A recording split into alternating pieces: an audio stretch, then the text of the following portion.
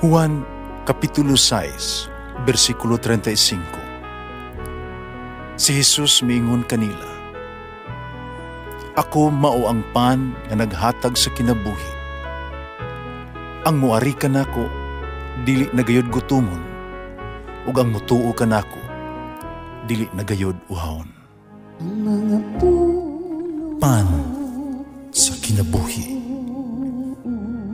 maglikon unta sa mong pagtuo ug gagaka kami sa pagtuman sa imong mahal nga kasuguan. Ginumana kaninyo. Santos Ebanghelyo sumala ni San Mateo. Si Jesus miingon siya mga tinunan. Busa pamati kamo, sabtan ninyo ang kahulugan sa sabingay may tungod sa mapupugas. Kadto nakadungog sa mensahe, may tungod sa gingharian, panwala makasabot ni ini, mga binhi nga nakulog didto sa agianan. Miabot ang yawa, gisakmit ang gipugas didto kanila.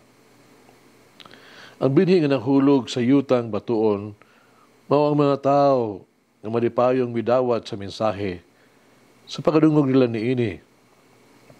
Apan, dili kini magagamot diha kanila. Pusa, dili sila mulakutay. Sa pag-abot sa makalisdanan, panglutos tungod sa mensahe, muundang dayon sila. O ang binhi nga nahulog sa dapit sa mga sampinit, mga tao nakadungog sa mensahe, apan ang mga kabalaka, bahay ng kinabuhia, o ang gugma alang sa bahandi, nalumos na sa mensahe. O dili sila makabunga. Ang binhi nga napugas dito sa maing yuta, mao ang mga tao nga nakadungog o nakasabot sa mensahe, namunga sila, namungag tanggatos, ang uban tagkanuman, ang uban tagkatluan.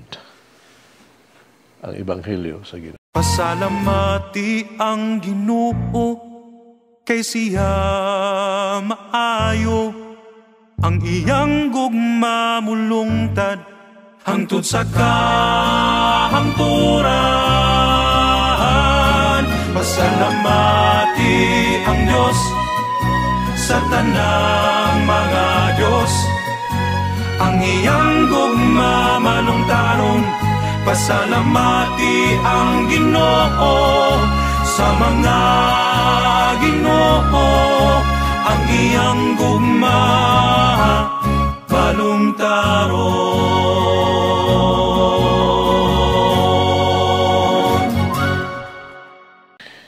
Gikan si Ebanghelyo karong adlaw ato ang itutok atong malandong bahin sa binhi sa yuta. Yuta. Ang binhi nahulog sa yuta. Ang binhi mao ang pulong sa Dios. O kita ang yuta. O ang pulong sa Dios kanunay kagipugas, gisabuag sa atong kinabuhi ay diha sa Ebanghelyo, diha sa Biblia. Unsa ang atong tubag? Dunay tulo ka matang sa yuta dinhes sa Ebanghelyo karon. Una ang dalan sa dalan, no? Yuta nga nasa dalan. Dinhi gibilibaran lang nato si Jesus. Di nato dawaton ang iyang mga pulong, iyang mga pamaagi. Nagtuo kita, makapadayon ta sa tuang kinabuhi, wala siya. Katong mga tao sa dalan, mo katong dili gustong mudawat sa katinaawan o sa pagtulid. Naghuna sila na mahimo silang mulungtad sa ilang kaugalingon. Ug sila nagunahuna nga ang mga tao mahimong usa ka palas-unon pa nila kini ang pag-alagad ni Jesus. Usa ka tawag natog disturbo sa kinabuhi. Ikaduha, ang yuta nga batuon. So kita, muna silang mituo kang Hesus para wala sila mutuman sa iyang mga pulong, mutuman siyang kabubuton. Sa sinugdan, misunod sila kaniya. Apan, wala sila magpabilin may tinud-anon hangtod sa katapusan. Miyato sila kang Hesus, no? Sa panon, sa mga maayong mga panahon, no? Ato sila. Pero mauhasol sila na Jesus lepas panahon na ang gitawag na itong ilang pag-ampo dili dawaton.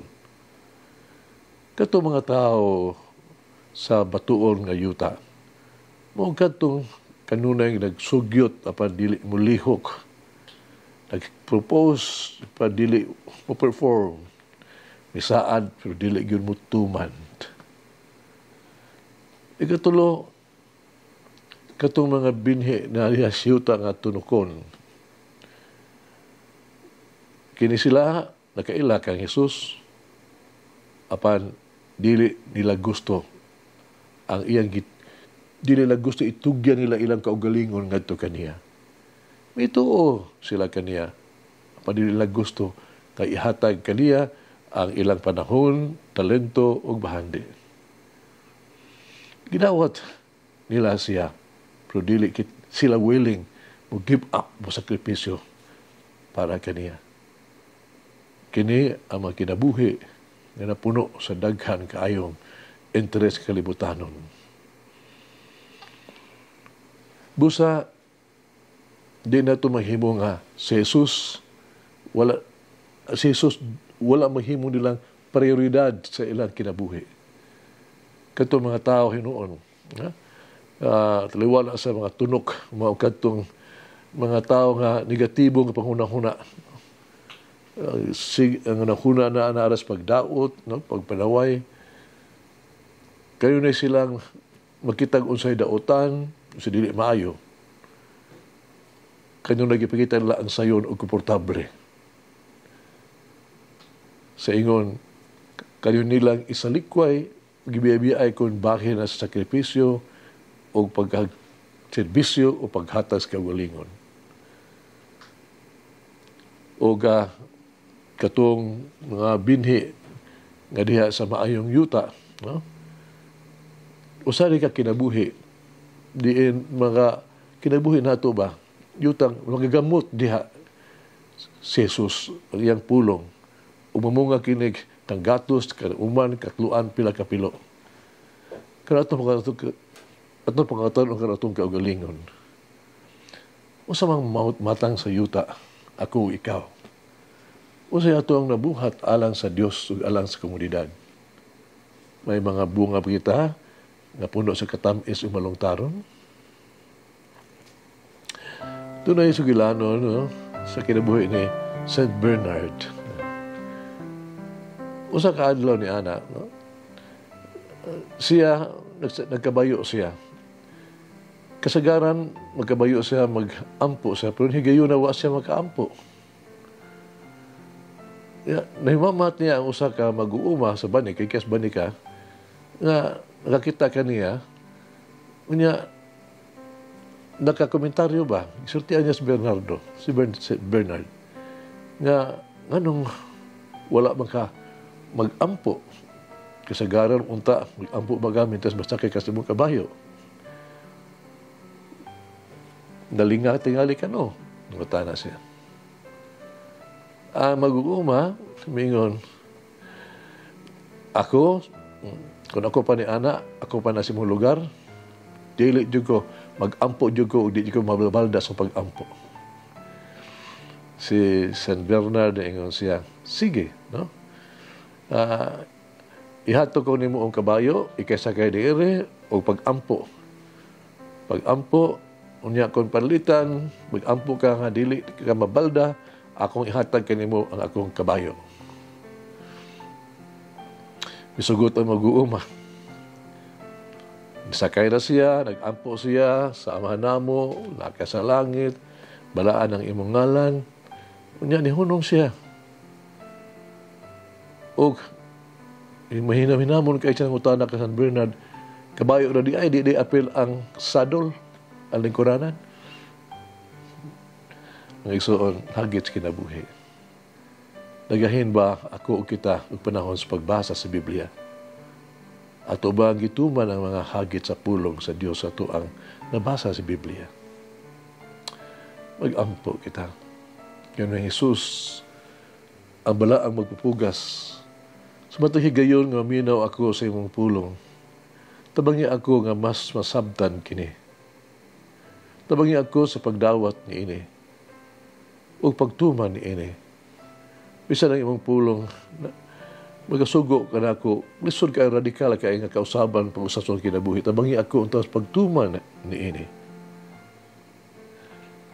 Tultuli ako sa pagbuhat kung unsa ang gihangyo sa imong pulong nga akong angay buhaton sa sakrifisyo sa pagtugyan alang kanimo. Yung itugot, isilikway ko ang imuha mga pulong tungod lang sa mga problema o kasakit. Yung itugot nga ako nakalimot sa imong pulong tungod lamang sa bakandi ning kalibutana. Apan hinuon tuguti ako nga maamuma ang imong pulong, himo ako nga matulod-anon na ini. Gihatag ka na ko ang imong grasya o Ginoong Hesus aron kay mamunga o daghan sa akong kinabuhi. Amen. Naning adlaw nga ato sa gisaulog ang kapistahan ni San Joaquin ug Santa Ana, ang mga gilikanan ni Maria. Magampo kita. O Ginoong Diyos sa mong katigulangan, imong gihatag sa mga bulahang Joaquin ug Ana ang grasya sa ginikanan ni Maria ang inahan sa imong anak. Napakatao. Pinaagi sa mga pag-ampo nilang duha, itugot usab nga madangat namo ang kaluwasan nga imong gisaad alang sa imong katawhan. O Mary, make my heart rich, soil for the Word of God. Unangin ang Diyos magagawang sa tanan, Amahan, Anak, Espiritu Santo. Amen. May the Lord of the divine mercy bless us all, heal us from all diseases and suffering. Ayun unta niya kita, tanang mga sakit na sa lawas o sa kalag, body and soul. In the name of the Father, the Son, and of the Holy Spirit. Jesus, I trust in you. Amen. Whoever eats the bread of life will never hunger, says the Lord. Kay galaan inyong nabati ang pagpaambit ug hamubong pamalandong sa pulong sa Dios, pinaagi sa tulumanon, pan sa kinabuhi, nga gidumala ni Monsignor Daddy Silva. Hangtod na usab sa sunod higayon, daghang salamat.